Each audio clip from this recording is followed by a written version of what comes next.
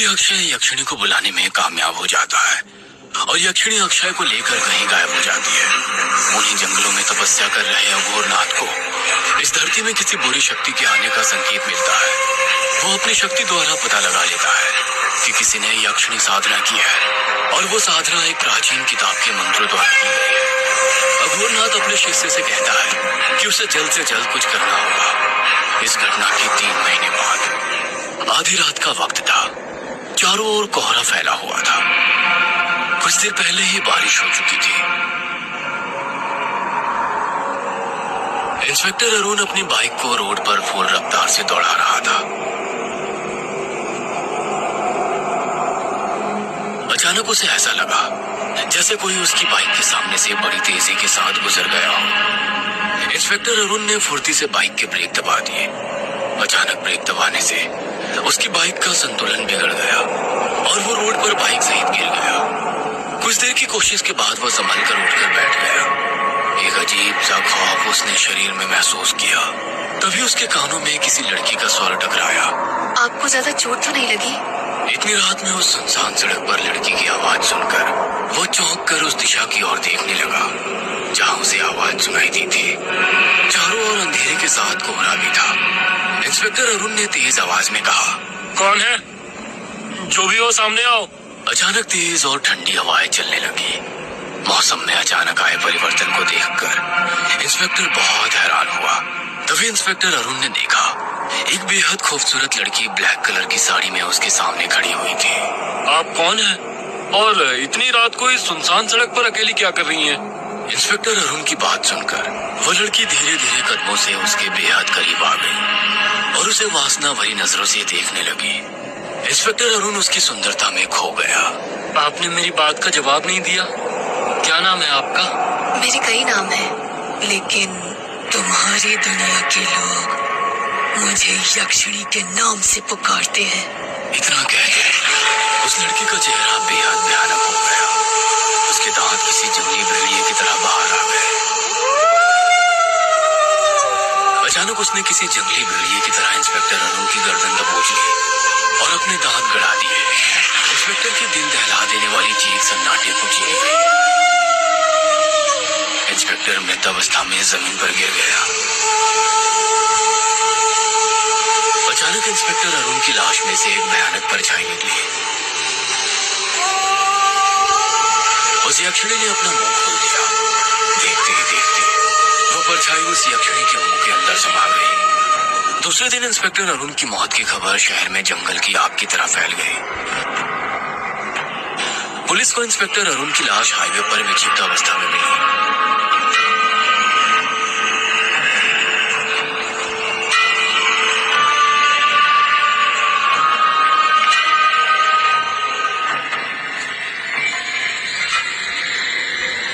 Lily अपने बंगले के गार्डन में अपने दोनों दोस्त वेनी और एंडी के साथ बैठी हुई इस हत्या की चर्चा कर रही थी।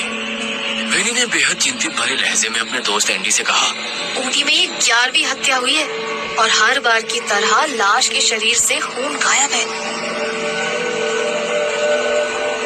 और यहाँ तक कि उसकी आंखें भी।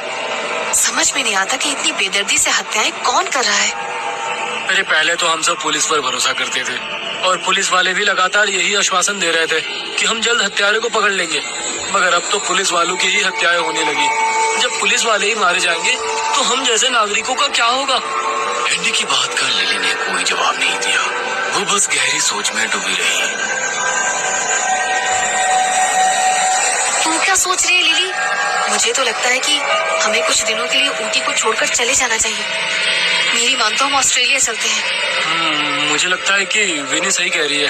जब तक ऊटी में सब कुछ सही नहीं हो जाता हमें यहाँ से चले जाना चाहिए। एंडी की बात का लिली ने घूरते हुए जवाब दिया, तुम अच्छी तरह से जानते हो कि मैं अक्षय के बगैर कहीं नहीं जाऊंगी, लेकिन अक्षय से झगड़ा तो तूने ही किया था। तूने सच में अक्षय के साथ वाकई बहुत बुरा बर्ताव किया था। अक्षय तुझसे सच्चा प्यार करता था। बेचारा ऐसा नाराज होकर गया है कि अब तक वापस नहीं आया। तू जानती है यार कि मैं उस वक्त नशे में थी। नशे में मैंने उसको बुरा भला बोल दिया। मुझे क्या पता था कि मेरी बात को वो इतना सीरियसली ले लेगा। अरे यार ये गरीब लोग होते ही ऐसे हैं, हल्के से मजाक को सीरियस ले लेते हैं। अगर तुझे अक्षय की इतनी ही फिक्र हो रही है तो तू उसके घर पर क्यों नहीं चली जाती? जाकर पता तो कर कि वो कैसा है। नहीं यार, मेरी हिम्मत नहीं हो पाती। क्यों ना तुम लोग भी मेरे साथ चलो? ना बाबा, मैं उस भिखारी के घर नहीं जाने वाला। अभी मेरे इतने बुरे दिन नहीं आए। और ऊपर से उस भिखारी ने अपना घर शहर की आबादी से दूर बना रखा है। साला जंगलों में रहता है। वो जंगल नहीं है एंडी, बस वहाँ से जंगल शुरू होता है। अगर तुम दोनों नहीं जाना चाहते तो ठीक है, मैं आज अक्षय के घर जाकर उससे माफी मांगूंगी और उसे कहूंगी कि मैं उसके बगैर नहीं रह सकती। शाम को लिली तैयार होकर अपनी कार के नीचे जाकर बैठी और उसने अपनी कार का रुख अक्षय के घर की ओर कर लिया।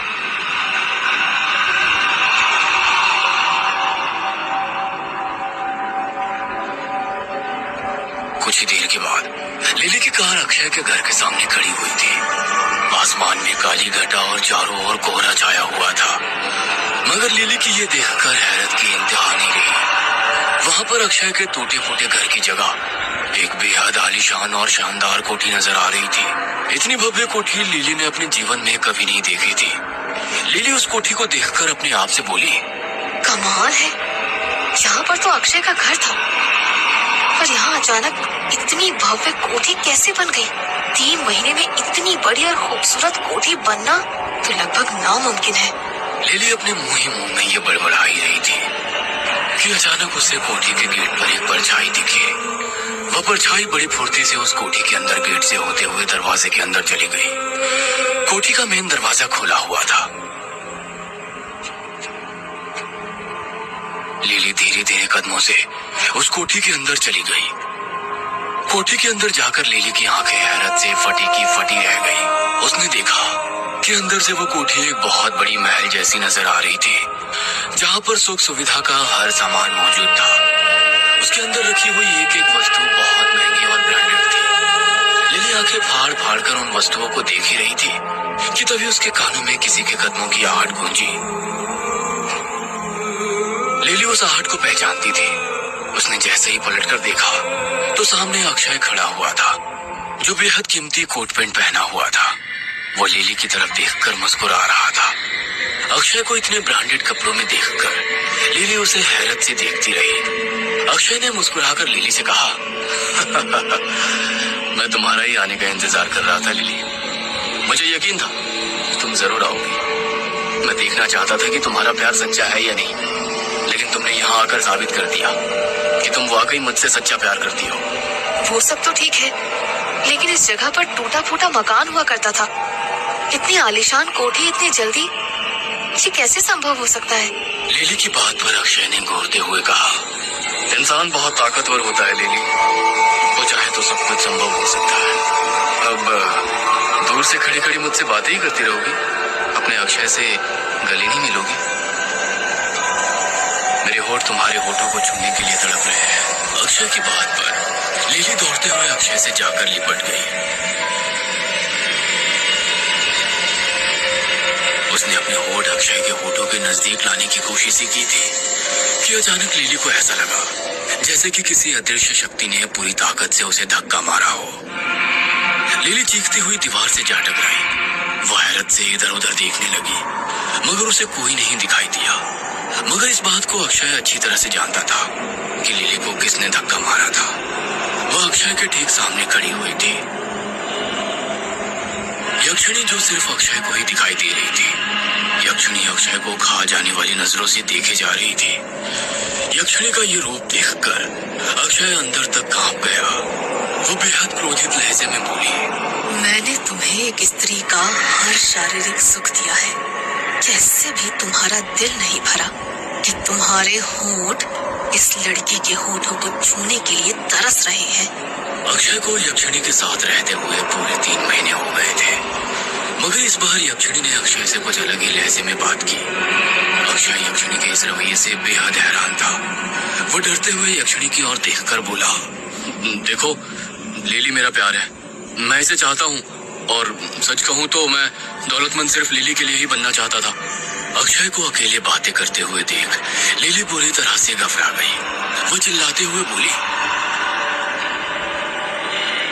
ये तुम किससे बातें कर रहे हो अक्षय? यहाँ पर तो मेरे और तुम्हारे अलावा और कोई मौजूद नहीं है। और मुझे ये धक्का किसने दिया? मगर अक्षय ने लिली की बात पर कोई ध्यान नहीं दिया, क्योंकि यक्षिणी सिर्फ उसे ही दिखाई दे रही थी। मैंने तुमसे कहा था ना, मैं तुम्हारी हर बात मानूंगी, सिवाय एक बात के। जानते हो वो बात क्या है? तुम मेरे अलावा किसी और स्त्री को हाथ नहीं लगाओगी। मगर तुमने इस स्त्री को छुआ है। ये मेरा प्यार है, मैं इससे प्यार करता हूँ। मुझे इससे कोई फर्क नहीं पड़ता। तुमने मेरी हर शर्त मानने का वादा किया है अक्षय, और मैंने तुमसे एक शर्त रखी थी कि तुम रोज मेरे लिए कच्चा मांस लेकर आओगे। यक्षिणी की बात सुनकर अक्षय अंदर तक कांप कर रह गया। वो कांपते हुए बोला, तुम कहना क्या चाहती हो? हम और तुम पिछले 3 महीने से एक साथ रह रहे हैं, पर तुमने मुझसे कभी भी कच्चा मांस नहीं मंगवाया। और तुमने किस मांस को लाने के लिए मेरे सामने शर्त रखी थी? अगर नहीं मंगवाया तो इसका मतलब ये नहीं था कि मैं कभी नहीं मंगवाऊंगी।